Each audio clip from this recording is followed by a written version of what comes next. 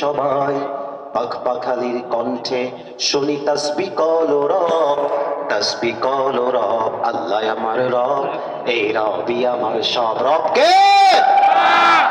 আমার দিকে তাকান তো সবাই। আমি সরি, এটা পরিপূর্ণ হবে না, আমি একটু উঁচু হচ্ছি। আমার মুখে এই কালো কালো, এটার নাম কি? এটা খুব ধরে ফেলেছে। আপনার আরেকবার জবান খুলে বলেন, এইটার নাম দাড়ি। অনেকে দেখবা দাড়ি রাখলে কিছু মেয়ে আছে গায়ের মধ্যে চুলকানি জ্বালা পোড়া শুরু হয়ে যায়। আছে অনেক মেয়ে আছে, বলে কি গো তুমি কি যুবক বয়সে চাচা হয়ে যাবা নাকি? অনেক সময় যখন বিয়ের জন্য যুবকরা পাত্রী দেখতে যায়, পাত্রী, বিয়ের পাত্রী, তো যুবকের মুখে দাড়ি আছে, তো মেয়েটা বলতেছে যে ভাইয়া এটা কথা বলা যাবে? মেয়েটা বলতেছে যে ভাইয়া কথা বলা যাবে? তো যুবকটা বলতেছে যে হ্যাঁ আপু বলেন কি বলতে চান। বলছে ইফ ইউ ডোন্ট মাইন্ড, আচ্ছা ভাইয়া দাড়িটা কি কেটে ফেলা যায় না? তো বলছে কেন আপু দাড়ি কাটতে হবে কেন? বলছে দাড়িটা আপনাকে কেমন যেন খ্যাত খ্যাত লাগছে। বলো ঠিক আছে কিনা, বলো আমার কথা। এরকম অনেক মেয়ে আছে, বলছে আপু আমাকে খ্যাত খ্যাত লাগতেছে। বলছে আসলে ভাইয়া খ্যাত খ্যাত না, আপনাকে বেসিকলি কিছুটা বুইড়া চাচার মতো লাগতেছে। আপনি যদি দাড়িটা ক্লিন শেভ করে ফেলেন, আপনাকে আমার জামাই হিসেবে বড্ড মানাবে। আপনি দাড়িটাকে ক্লিন শেভ করবেন আমার জন্য? তো যুবক কিন্তু অনেক সময় কনফিউশনে পড়ে যায়, কিরে দাড়ি রাখলে তো আমাকে অমুক মেয়ে বিয়ে করবে না, অমুক মেয়ে আমার ফেসবুকে আর কমেন্ট করবে না, অমুক মেয়ে আমার দিকে আর ঘুরে তাকাবে না। বেটা তুই নবীর আদর্শের একজন তাগড়া যুবক, যেই মেয়ে তোমাকে বলবে যে আপনাকে না আমার দাড়ির জন্য পছন্দ হচ্ছে না, তুমি বলবা ও আচ্ছা তাই তাই, আচ্ছা ঠিক আছে আপু, আমি আপনাকে ভাই হিসেবে কুড়িগ্রামের একজন ছেলে হিসেবে সাজেশন দিব কি জানেন আপু? আপনার মতো রুচিওয়ালা মেয়ের জন্য আমার মতো দাড়িওয়ালা সিংহ পুরুষ পারফেক্ট হবে না। আপনার মতো মেয়ের জন্য বিটিএস এর হিজড়া ছাড়া সেকেন্ড কথা। আরে যে মেয়ে আমাকে দাড়ির জন্য বিয়ে করতে চায় না, সে তো আমার বাড়ির বউ হওয়ার যোগ্যতাই রাখে না।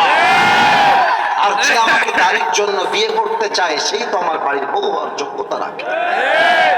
একটা কথা বলতে ভুলে গেছিলাম, আমার এটা নিজের ভুল, I am sorry for that mistake. আমি এখন সে ভুলটাকে সংশোধন করতে চাই বলার মাধ্যমে। আমার হাতে একটা বড় পোস্টারের কাগজ আছে, দেখা যায় না? আপনারা উত্তর না দিলে ওয়াজটা করা যাবে না, দেখা যায়? মনে করেন এইটা একটা সাজেশন বুক। যুবকরা খুবই স্মার্ট, আমি বুঝে গেছি এরা আমার পয়েন্ট ধরে ফেলেছে। এটার নাম সাজেশন বুক। এই মাইন্ড করবেন না, কুড়িগ্রামের সবচেয়ে বড় কলেজের নাম কি বলা যাবে একটু? কুড়িগ্রাম সরকারি কলেজ। আচ্ছা ওইটাই ধরে নিলাম। আর একটা প্রশ্ন করবো বোঝার জন্য, এখান থেকে যেতে কয় মিনিট লাগতে পারে? 1.5 ঘন্টা। আচ্ছা 1.5 ঘন্টায় ধরলাম। আমার এক্সাম্পলটা বোঝেন, হাসাহাসির দিকে যাবেন না। মনে করেন আগামীকাল সকাল 10টা কুড়িগ্রামের সরকারি কলেজে আমি আসিফ হুজুরের এক্সাম আছে সকাল 10টায়, আমি 8টায় বের হয়ে গেলাম। কিন্তু পরীক্ষার আগের দিন রাতের বেলা যখন পড়তে বসেছি, ভাবছি আহারে শালা পুরো বছর ঘুরে বেড়াইছি, একটু পড়িনি। আজকে যে কি করব পরীক্ষায়, একমাত্র লাড্ডু ছাড়া আমার কপালে কিছু জুটবে না।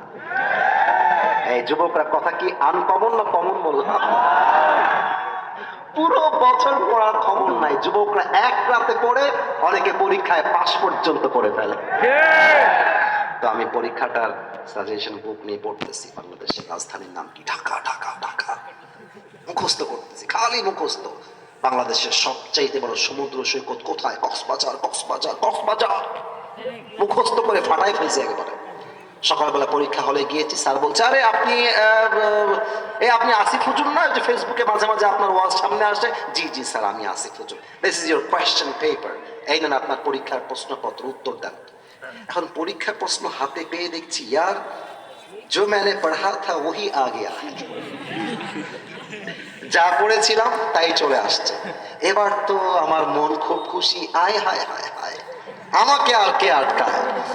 বাংলাদেশের রাজধানীর নাম কি? লাগা উত্তর ঢাকা। খ বাংলাদেশের সবচেয়ে বড় সমুদ্র সৈকত কোথায়? লিখে দে কক্সবাজার। বাস পরীক্ষা ফাটাই দিয়ে আসলাম, ব্রেন দিয়ে পড়ে, ব্রেন দিয়ে মুখস্থ করে।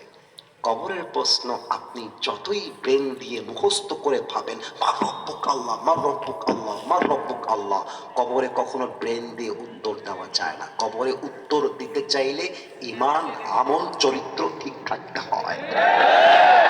বুঝলে বুঝতে না বুঝলে সব